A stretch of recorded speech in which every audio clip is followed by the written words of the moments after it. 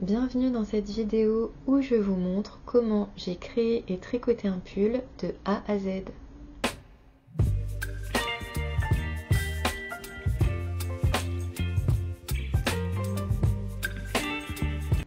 Avant de commencer, je voudrais remercier chaque personne qui s'est abonnée à ma chaîne car à l'heure où je tourne la vidéo, on est tout près des 1000 abonnés. Donc j'ai pas encore atteint ce cap mais c'est pour bientôt et ça reste un cap important, un cap symbolique, alors merci à vous. Pour les personnes qui ne me connaîtraient pas, je suis Amtis et je vous propose des vidéos autour du tricot, que ce soit mes réalisations ou des conseils que j'ai à donner tirés de mon expérience de tricoteuse depuis plusieurs années maintenant. J'ai aussi quelques vidéos consacrées à la couture et si vous aimez le format écrit, vous pouvez retrouver tout mon contenu sous forme d'articles sur mon blog amtistory.com. Donc si ce n'est pas déjà fait, pensez à vous abonner. N'hésitez pas à laisser des commentaires pour donner vos impressions, partager votre expérience. En fait, c'est vraiment ce qui va aider la chaîne à se développer. C'est ce qui va signaler à YouTube que le contenu est intéressant et donc que ça vaut le coup de le proposer à d'autres personnes. Voilà, donc maintenant on peut entrer dans le vif du sujet qui est mon pull Savane. Alors en fait, tout a commencé avec un fil pour lequel j'ai eu un vrai coup de cœur. C'est le fil Léo de Fil d'Art. Donc ce fil composé essentiellement de mohair et qui a la particularité d'avoir plusieurs couleurs, donc 2-3 couleurs principales je dirais. Et quand vous le tricotez même au point mousse ou en jersey endroit, il fait apparaître un motif. Donc je vous montre ce que ça donne avec l'échantillon. Donc là c'est l'échantillon en jersey endroit et on voit qu'on a un motif Léo qui apparaît. Alors c'est sûr que ça vaut pas un vrai imprimé jacquard que l'on suit avec une grille et plusieurs fils, mais franchement ça fait quand même un très beau résultat. Et moi d'une façon générale j'aime bien ces fils qui sont un petit peu qui sont composés de plusieurs couleurs et qui permettent en fait au fur et à mesure qu'on tricote de faire apparaître un motif. Je trouve que c'est vraiment plaisant et puis ça apporte autre chose dans le tricot et surtout on peut obtenir un rendu intéressant sans avoir à suivre une grille ou des explications très détaillées puisqu'un point simple suffit pour faire apparaître le motif. Et d'ailleurs je pense que si on avait quelque chose comme je sais pas des torsades ou des noppes ou même des jours, à mon avis ça viendrait vraiment concurrencer le motif. Donc c'est parfait pour un petit tricot tranquille mais qui va avoir un petit effet sympa. Alors ça faisait un bon moment que je n'avais pas créé moi-même de modèle au tricot. C'est quelque chose que j'ai plutôt fait il y a quelques années au moment où je me suis vraiment remise au tricot. Pour tout vous dire, quand j'ai repris le tricot, j'étais surtout à la recherche d'explications gratuites. Parce que il faut dire que sur les blogs notamment, on a vraiment beaucoup de créatrices qui mettent à disposition leur travail de façon gratuite. C'est très souvent un travail de qualité, vous avez des personnes qui vous mettent les explications, qui répondent en commentaire si vous avez des questions et tout. Et moi au départ j'étais un petit peu dans cette dynamique là. Non pas que je ne voulais pas acheter, mais j'étais un petit peu restée sur le souvenir des catalogues de tricot à l'ancienne. Je sais pas si vous avez connu ça, c'est des fiches en fait où les explications sont très sommaires. Vous avez juste un texte qui vous dit ce qu'il faut faire mais il n'y a pas beaucoup d'images. Il n'y a pas forcément de schéma, vous voyez pas ce que ça donne entre temps et donc moi c'est un format qui me convenait pas du tout. Alors depuis naturellement j'ai franchi le cap et j'achète régulièrement des modèles payants. Je suis tout à fait consciente du travail qu'il y a derrière et au contraire ça me fait plaisir de rémunérer une créatrice pour ça. D'autant plus que la plupart du temps quand vous achetez un patron et une créatrice indépendante, il est vraiment très détaillé, vous avez beaucoup d'explications, parfois des liens vidéo, etc. Mais bref, tout ça pour vous dire que ça faisait un moment que je n'avais pas créé un pull pour moi-même. Donc je me suis dit que le plus simple c'était de partir d'un pull que j'aime bien, qui me va bien, pour avoir un petit peu une idée de la forme et des mesures, et ensuite de tricoter mon échantillon pour connaître le nombre de mailles à monter, pour savoir comment j'allais pouvoir placer mes diminutions, etc. Pour le nom, j'ai choisi le pull Savane parce que j'avais envie de changer un petit peu. Le nom Léo, c'est en fait un nom qu'on retrouve assez souvent dans les patrons de tricot. Et puis c'était un petit clin d'œil à ma nièce qui avait appris une comptine en maternelle. Donc j'ai essayé de filmer un petit peu tout le process pour le partager avec vous. Je vous laisse découvrir tout ça.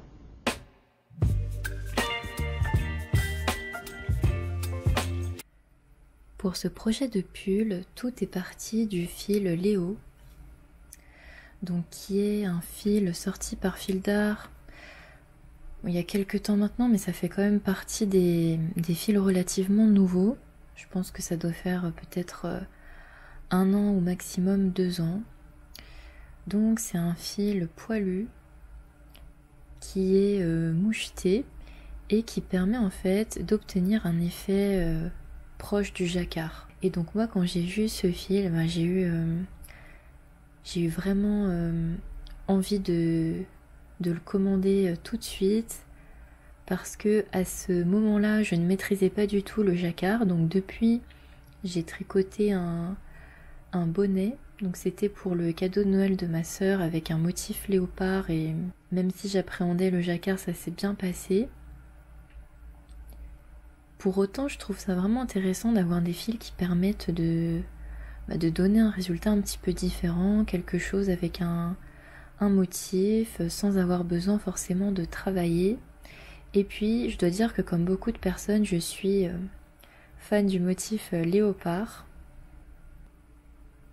D'ailleurs, je porte actuellement un legging léopard au moment où je filme cette vidéo. Mais donc voilà, tout est parti de là. Il y a quelques patrons qui sont proposés par Fil d'Art avec ce fil, mais qui ne me convenaient pas exactement. Donc je me suis dit, je vais commander les pelotes et je vais essayer de créer un modèle qui me plaît. A priori, le rendement de ce fil est pas trop mal, puisque pour une taille 42, on nous dit qu'il faut 8 pelotes. Donc moi de mémoire j'en ai commandé 7, puisque j'ai dans l'idée d'utiliser un autre fil. Et en principe on peut utiliser des aiguilles d'un diamètre compris entre 5 et 6 cm. Alors moi j'ai fait plusieurs essais pour obtenir... pour tricoter mon échantillon. Donc j'ai essayé au départ des aiguilles 6, j'ai essayé 5,5, mais c'était un petit peu trop lâche, on voyait vraiment à travers et j'avais peur qu'à la fin ça fasse quelque chose de... que le rendu ne soit pas top. Au final j'ai opté pour des aiguilles numéro 5, on obtient ça. Donc ça reste assez léger, puisque c'est quand même un fil de type mohair, mais suffisamment consistant pour ce que je voulais en faire. Et là en tout cas on peut voir sur l'échantillon, donc c'est du jersey endroit entièrement, on a ce petit motif très sympa qui apparaît. Donc comme je l'ai déjà dit, c'est pas équivalent à du jacquard, mais je trouve ça vraiment chouette. Ça permet d'obtenir un rendu intéressant sans se prendre la tête entre guillemets à suivre une grille. Pour ce projet de pull, j'ai aussi l'intention d'utiliser un fil, un deuxième fil, puisqu'en fait ce qui ne me plaisait pas trop dans les modèles proposés par Fil d'Art, c'était ce côté...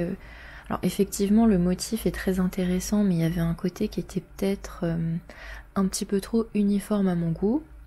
Et donc je voulais introduire un fil contrastant avec l'idée de mettre... d'intégrer des bordures noires. Et donc j'ai commandé une pelote de Sky de Drops, qui est un fil que j'aime beaucoup. Je l'ai déjà tricoté sur 2 cardigans et ils tiennent très bien. En plus il est doux et agréable à tricoter et porter. Et je me suis dit qu'en bordure, sur une bordure de type côte 1-1, il serait pas mal du tout. Donc voilà sur quoi on part. Les pelotes de fil Léo, une pelote de Sky pour la bordure. Mon échantillon est prêt. Il me reste maintenant à calculer les mesures et le nombre de mailles à tricoter pour chaque partie.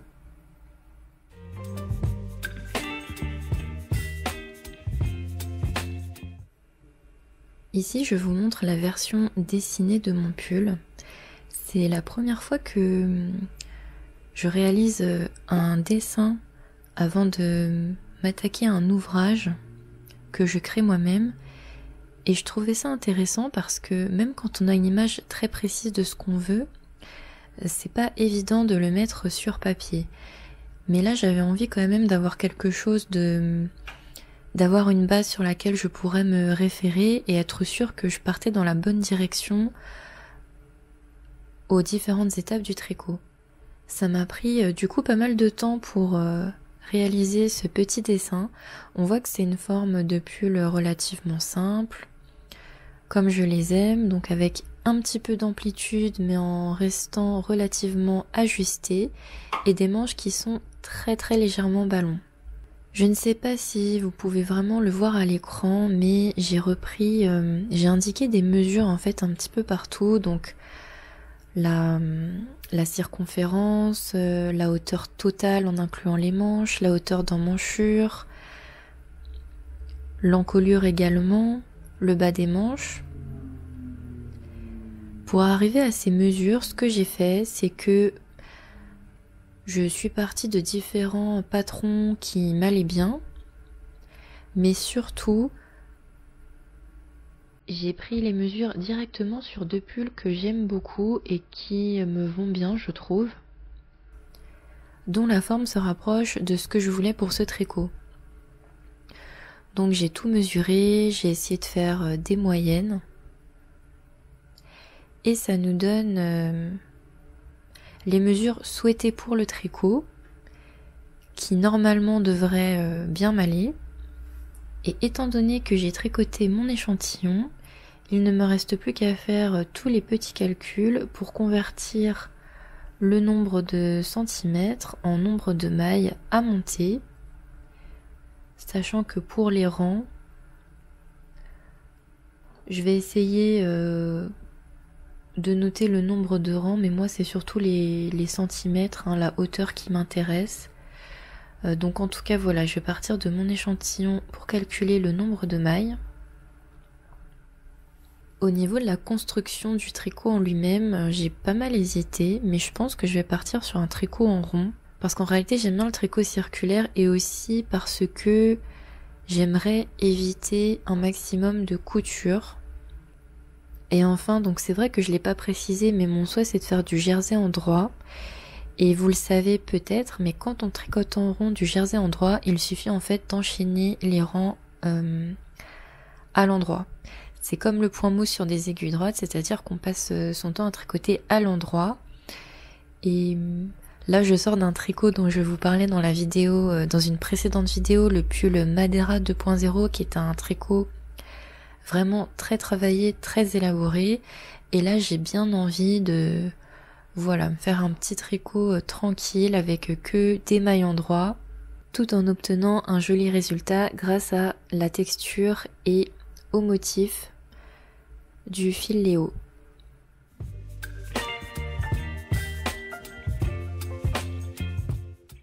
Voici le début de l'ouvrage.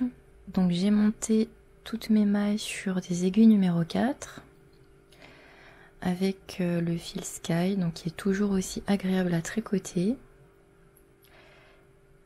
Ici on a pas mal de mailles puisque je suis sur un montage en rond, c'est-à-dire que j'ai toutes les mailles de la largeur de l'ouvrage directement sur les aiguilles. Et du coup, quand on tricote autant de mailles en circulaire, ça peut être compliqué de rejoindre correctement le cercle. En fait, il y a un risque que ça vrille. Et d'ailleurs, moi, c'est ce qui m'est arrivé, puisque là, c'est la deuxième fois en fait que je recommence l'ouvrage. En fait, ce qui m'est arrivé, c'est que à un moment donné, les mailles ont vrillé. Donc ce qu'on peut faire pour éviter ça, et ce que j'ai fait, c'est de tricoter 1 ou 2 rangs de façon classique, c'est-à-dire en aller-retour. Et une fois qu'on a une petite épaisseur, eh bien on vient faire la jonction pour poursuivre en circulaire, et normalement c'est un peu plus facile. Donc j'avais hésité pour cette raison à tricoter en plusieurs pièces, mais j'avais vraiment envie d'un tricot circulaire. Donc si vous aussi vous avez beaucoup de mailles, faites juste attention à vos premiers rangs. Prenez bien le temps régulièrement de replacer correctement le tricot. Tricotez vos 2 premiers rangs en aller-retour et normalement ça devrait aller. Là j'ai bien avancé sur la bordure. Je crois que je suis à peu près à 3 cm. Oui, 3,5. Alors c'est un peu difficile de se rendre compte si c'est suffisant ou pas. Mais je pense que je vais m'arrêter là et je vais enchaîner avec le fil principal. Ça m'a l'air plutôt pas mal pour une bordure de bas de pull. En tout cas, j'aime bien le rendu de ces côtes 1-1, même si en observant le tricot, je me dis que j'aurais peut-être dû essayer de faire un montage de mailles un petit peu plus sophistiqué, entre guillemets. Un montage de type... je me souviens plus si c'est à l'italienne ou... Il faut que je retrouve le nom du montage pour que ce soit un peu plus net, mais bon... c'est pas très grave puisque c'est le bas du pull. Pour la bordure du haut, je ferai attention à faire un joli rabattage.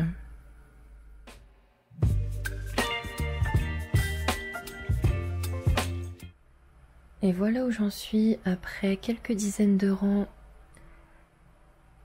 avec la pelote de fil Léo. Donc je suis toujours aussi fan du rendu. C'est vraiment super agréable de voir le motif apparaître progressivement. Même si c'est vrai que c'est un petit peu long parce que j'ai vraiment beaucoup de mailles sur les aiguilles. Néanmoins, je trouve que ça vaut vraiment le coup parce que c'est super joli. Et le fil est agréable, que ce soit à tricoter ou au rendu, ça m'a l'air plutôt doux. À voir ensuite quand ce sera porté contre la peau. Ce qui est pas mal aussi, c'est que pour l'instant, le fil ne laisse pas trop de poils. Je l'ai tricoté y compris en ayant des vêtements noirs et franchement, c'est pas catastrophique. J'ai déjà eu des fils de type mohair comme ça qui laissaient énormément de poils et c'était un peu pénible, mais là, j'ai pas ce souci. Donc je vais continuer comme ça. Je suis vraiment rassurée aussi parce que finalement, je trouve que la bordure rend très bien. J'avais peur qu'elle soit trop large et au final, maintenant que je vois ce que ça donne avec le reste du tricot, je pense que la taille est parfaite. Donc là, j'ai bien entamé la première pelote et je vais continuer sur ma lancée. Bon, j'arrive enfin à la séparation entre le dos et le devant. Bon, il me reste encore 2-3 rangs, je pense, pour avoir la longueur suffisante. Pour ça, heureusement que j'ai mon petit croquis avec les mesures que j'avais prises au début pour savoir quand m'arrêter. Donc là, il me reste 2-3 rangs, mais vous pouvez déjà voir la beauté de ce fil. Je suis toujours aussi fan et j'ai vraiment hâte d'arriver au bout. Donc là, je pense que ce que je vais faire, c'est que je vais laisser les mailles du devant sur l'aiguille et je vais me concentrer sur le dos. Je préfère commencer par le dos puisqu'en fait pour le devant, il va y avoir, je pense, des diminutions à faire pour l'encolure et je me suis pas encore penchée sur la question. Pour le dos, il y aura peut-être aussi quelque chose à faire au niveau de l'encolure, mais à mon avis, ce sera beaucoup plus simple. Et puis aussi, j'aime bien par habitude de faire la partie la plus longue avant. Donc là, j'en suis à ma 3e pelote qui est bien entamée. Je pense que j'ai de quoi terminer la partie le dos et le devant ensemble. Et ensuite, j'aurai de quoi faire quelques rangs pour le dos. Je vous retrouve ensuite.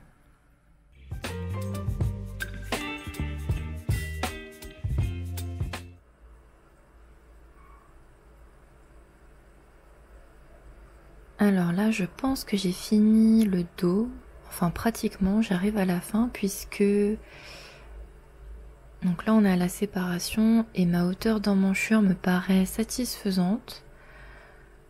La seule chose qu'il me reste à finir, c'est de voir si je réalise si je rabats quelques mailles pour l'encolure. Donc je me suis pas encore décidée, mais je pense que je vais quand même en rabattre pour que le col ait une jolie forme.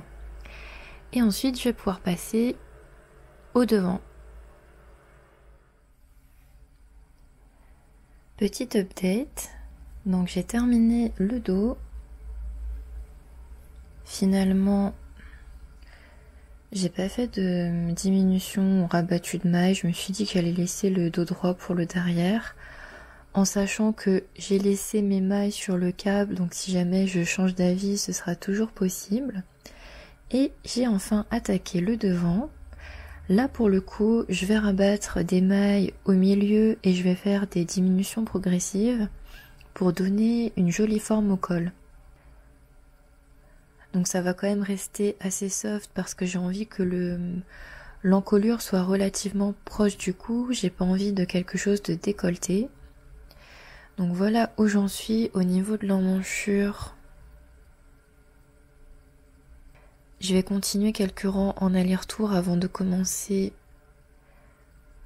à rabattre les mailles pour l'encolure. En tout cas, ça prend forme. Une fois qu'on commence l'encolure, on a vraiment l'impression de franchir une étape importante. Je continue et je vous montre ce que ça donne.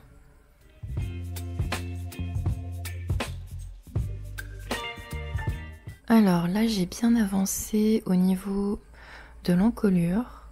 Donc j'ai terminé le côté gauche. J'ai réalisé...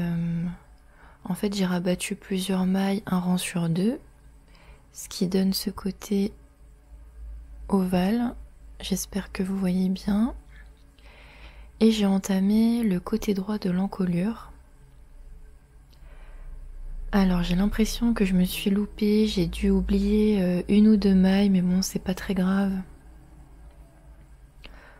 On peut toujours assez facilement rattraper en rajoutant une maille à rabattre sur le rang suivant, mais bon, c'est vrai que c'est important de bien prendre des notes et de faire attention à là où on en est, sachant que moi, pour les encolures, j'ai toujours un petit peu de mal quand c'est du côté droit, puisqu'en fait, quand on est du côté gauche, on est sur l'avant, donc on rabat nos mailles à l'endroit sur l'avant, c'est plutôt net, et quand on repart du côté droit, il y a toujours ce moment où...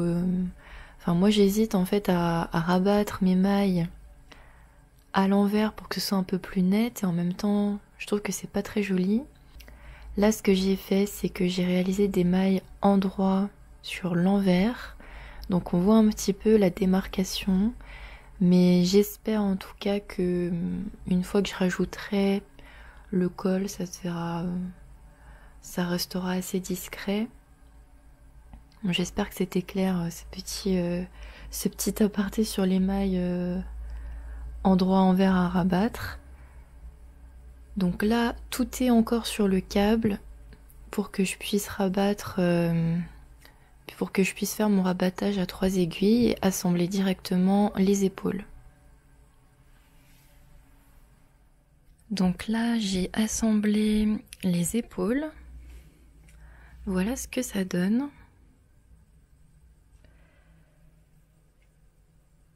Donc faites pas attention à tous les petits fils qui traînent, j'ai bien l'intention de les rentrer, mais avant ça je pense que je vais essayer de tricoter l'encolure avant même les manches, tout simplement parce que donc au niveau de la hauteur totale, j'ai fait un essai et ça va bien. Par contre l'encolure, j'ai peur qu'elle soit un petit peu trop serrée. En fait, si l'encolure restait comme ça, ce serait parfait, mais comme là j'ai le projet de rajouter des côtes 1-1, j'ai peur que ça fasse un petit peu juste pour passer la tête. D'autant plus qu'ici, pour les mailles du dos, le milieu du dos, je les ai rabattus avec une méthode traditionnelle, donc a tendance à être un petit peu rigide. Donc ce que je vais faire, c'est que je vais reprendre des mailles pour tricoter mon encolure avec le fil Sky en noir, comme ce que j'avais fait en bas.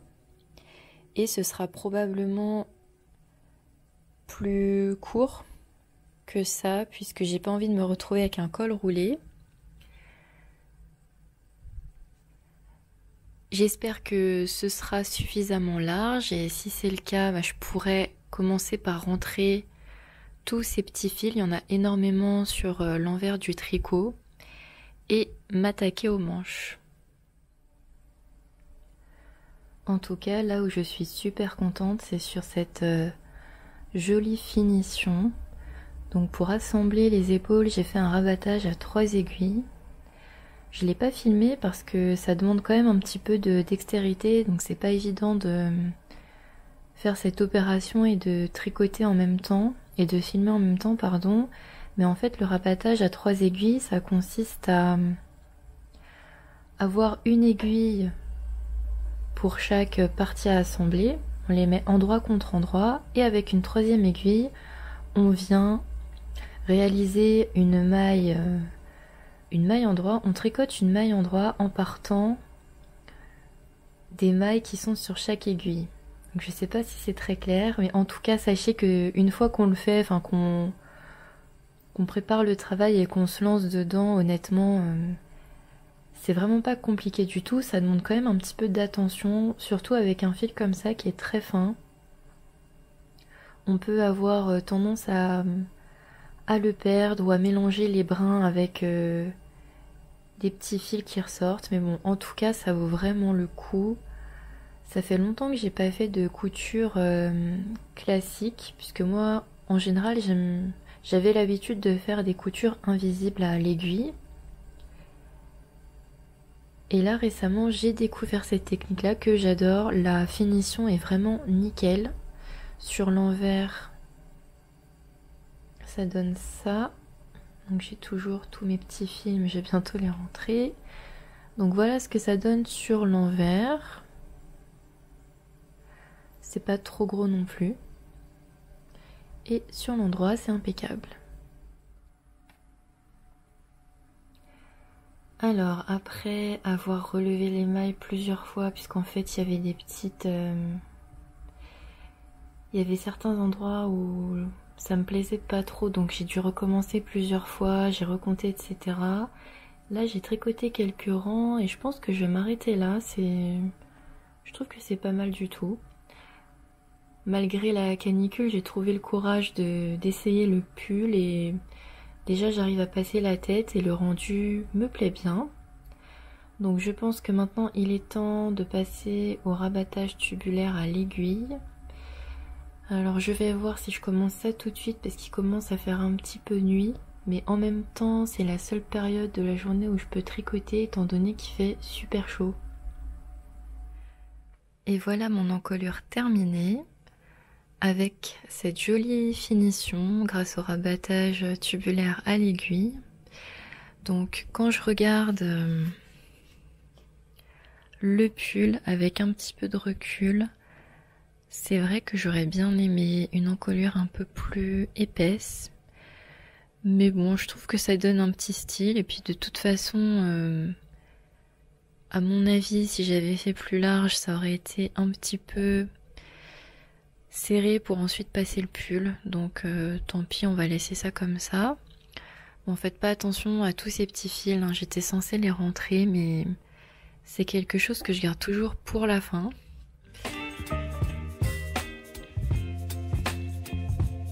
Et après avoir fini l'encolure, j'ai attaqué la première manche qui est ici.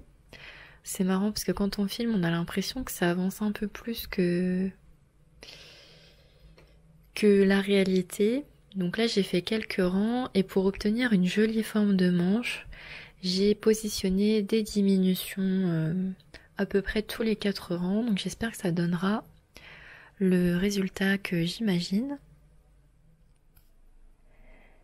Et voici la manche. Donc j'ai repris des mailles tout autour de l'emmanchure et j'ai tricoté toute cette manche. Donc je suis plutôt contente de ce que ça donne au niveau de cette partie-là avant la bordure en côte. Je trouve que on a un bel arrondi. Après c'est vrai que j'imaginais quelque chose d'un petit peu plus descendant. Je pense que c'est lié au fait que je n'ai pas fait de diminution pour les emmanchures. Là, on est vraiment sur un modèle ultra simple où j'ai tricoté. J'ai commencé en fait par le bas, je me suis arrêtée aux emmanchures. Ensuite, j'ai tricoté le devant et le derrière séparément. Et ici, en fait, j'ai pas du tout travaillé d'arrondi. Je pensais que c'était superflu, mais je comprends maintenant que ça aurait été pas mal de le faire. Bon, cela dit, j'ai essayé le pull et ça fait quand même très joli et pas du tout bizarre, mais c'est vrai que si on voulait aller plus loin dans des jolies finitions, il y a quand même un petit travail à faire au niveau de l'emmanchure. Bon, quoi qu'il en soit, au niveau longueur, il n'y a pas de souci. Donc là, j'ai vraiment pris sur moi pour tricoter des manches suffisamment longues, puisque ces derniers temps j'avais tendance à les faire trop courtes, puisque moi j'aime pas quand je me lave les mains, quand je fais la cuisine, etc. J'aime pas avoir les manches qui traînent, et les tricots on peut toujours les retrousser bien sûr, mais ça a tendance à retomber. Donc là je me suis quand même forcée à faire des manches suffisamment longues, enfin une manche suffisamment longue, et il me reste maintenant à faire la deuxième. Donc on approche tranquillement de la fin. Ça y est, j'ai enfin terminé les manches et surtout j'ai rentré tous les petits fils. Ça m'a pris beaucoup de temps, c'est vraiment c'est une des choses que j'aime le moins dans le tricot et du coup je la repousse. L'idéal c'est quand même de rentrer au fur et à mesure, mais je préfère le faire à la fin parce qu'il y a toujours une partie de moi qui se dit que peut-être il faudra défaire le tricot si ça me plaît pas. Enfin voilà, là tout a été rentré parce que le tricot me plaît beaucoup, mais il n'est pas encore fini puisque là il va partir pour le blocage. Et j'espère qu'il va pas prendre trop de temps à sécher parce que j'ai vraiment trop hâte de le porter pour de vrai.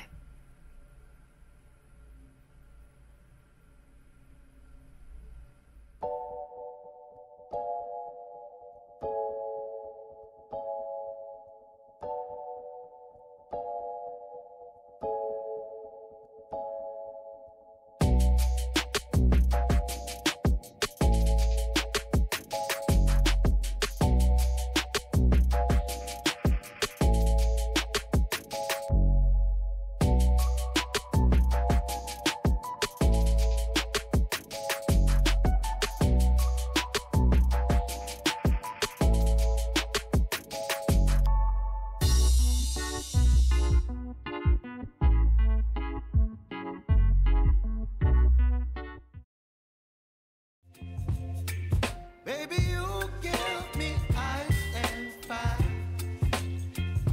You're giving me wind and rain. You're some kind of butterfly. Baby, you give me midnight. You whip up my appetite. Don't leave me here high and dry. Oh, well, I don't wanna jinx it, baby.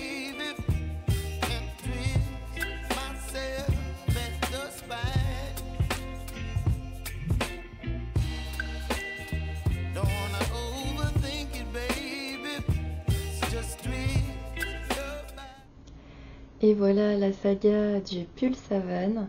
Donc je suis vraiment très contente du résultat. Le pull est super doux, très confortable, très agréable à porter. En plus il a séché plutôt vite, il a fallu moins de 48 heures pour qu'il soit entièrement sec. Moi de toute façon j'aime bien laisser vraiment au maximum pour être sûr qu'il n'y a pas d'humidité résiduelle, mais ça a été très rapide. Et quand je regarde ou que je touche le tissu, j'ai vraiment une impression de qualité. Je pense que c'est dû à la composition du fil qui est fait majoritairement de mohair avec un petit peu de laine. Donc sur le site de Fil d'Art, ils disent que c'est de la laine mérinos. Donc je pense que ça expliquerait pourquoi le fil est si doux et si qualitatif. Et il y a un petit peu de polyamide et d'élastane, je crois. Donc en soi, le pull est très beau. Je suis aussi contente d'avoir choisi le fil Sky pour l'associer au fil Léo. Les deux vont très bien ensemble. Et donc moi j'ai beaucoup de pulls qui sont en alpaga, qui sont donc très chauds. Et là le fait d'avoir ce pull qui est un petit peu plus léger, un petit peu plus passe-partout, je pense que ça va être très pratique pour faire des looks au quotidien sans avoir trop chaud. Et en même temps avoir le côté douillet du tricot qu'on aime bien. Maintenant, si je devais changer quelque chose, je pense que je le ferais un petit peu plus long. Donc ça, c'est vraiment un de mes défauts. Je fais mes tricots très souvent trop courts. La raison est toute simple. En fait, il y a deux raisons principales. Soit c'est parce que j'ai peur de manquer de laine, soit c'est parce que je suis trop pressée de terminer et je m'impatiente. Je n'arrive pas à continuer le tricot autant qu'il faudrait. Surtout, ça j'ai remarqué, c'est surtout quand je tricote en circulaire, puisqu'en circulaire vous avez un très grand nombre de mailles. On est parfois sur 200 mailles sur les aiguilles et c'est vrai que franchement ça demande vraiment de la patience pour faire des dizaines de centimètres. Donc je pense que si je devais le refaire, je ferais attention à rajouter peut-être 2 ou 3 cm, histoire d'être bien à l'aise. Même si le rendu en soi est vraiment sympa, il n'est pas non plus trop crop. Au niveau des manches, c'est pareil, elles tombent pile poil, donc c'est très bien comme ça. Mais voilà, je pense que mon challenge pour la prochaine fois, c'est vraiment d'aller à la longueur maximale. Ensuite, à ma décharge, c'est vrai qu'il y a une chose dont je suis de plus en plus consciente, même si ça paraît tout à fait logique, c'est autre chose quand on le fait soi-même. C'est qu'il y a une différence entre la longueur qu'on tricote et la longueur qu'on va obtenir ensuite une fois que tout est assemblé et qu'on porte le tricot. Ce qui est normal puisque quand il est à plat, il a une certaine mesure et quand on fait les coutures, qu'on le porte, il va être en forme et donc admettons que vous aviez mesuré 55 cm et bien sur vous au final il va vous arriver peut-être à 53 cm. Donc ça c'est quelque chose que je vais de plus en plus prendre en compte pour mes futurs tricots afin de ne pas avoir de mauvaises surprises. D'autant plus que le blocage ne change rien à ça. C'est vrai que au début quand je faisais des pulls, je me disais si le tricot est trop petit, c'est pas grave, je vais bien l'étendre au blocage et il va s'allonger. Mais en fait ça ne marche pas du tout, donc sachez-le. Les dimensions de votre pull avant lavage sont très probablement ces dimensions définitives. Il y a, je dirais, juste 2 exceptions à ça. C'est si vous tricotez un fil traité superwash, il peut s'allonger énormément après blocage. Et l'autre cas de figure, c'est si vous faites rétrécir votre pull, donc souvent c'est involontaire, mais il peut arriver qu'on le passe en machine ou qu'on mette de l'eau trop chaude et qu'il en ressort plus petit. Donc pour moi c'est vraiment les 2 cas de figure où on peut faire changer les dimensions de son tricot, mais sinon il faut vraiment faire attention au moment où on tricote et avant de l'assembler. Donc c'est vrai que sur ce type de fil, le blocage était peut-être pas indispensable, mais moi je préfère toujours bien bloquer chacun de mes tricots. Déjà je les lave systématiquement après avoir tricoté, parce que quand on tricote, il y a des poussières qui peuvent venir dessus. Moi je trouve que c'est bien d'avoir un tricot bien propre et je l'épingle pour être sûr qu'il prenne bien sa forme. En tout cas, c'est sûr que c'est toujours hyper gratifiant de créer quelque chose soi-même de ses mains et c'est d'autant plus satisfaisant quand on a soi-même mis au point le mode d'emploi. Cela dit, pour mon prochain projet tricot, j'ai prévu de suivre des explications. Donc ça va être là aussi quand même un peu compliqué parce qu'en fait j'ai pas trouvé un modèle vraiment parfait. Il va falloir que je combine différentes sources. Donc je prépare tout ça en ce moment et j'essaye de filmer pour vous montrer toutes les étapes et le résultat final. J'aurais bien aimé vous montrer le fil et un premier échantillon dans cette vidéo, mais mon colis a été retardé par la poste, donc ce sera dans la prochaine vidéo. Pour ne rien manquer, pensez à vous abonner et je vous dis à très vite sur YouTube, sur Instagram ou sur mon blog. À très bientôt.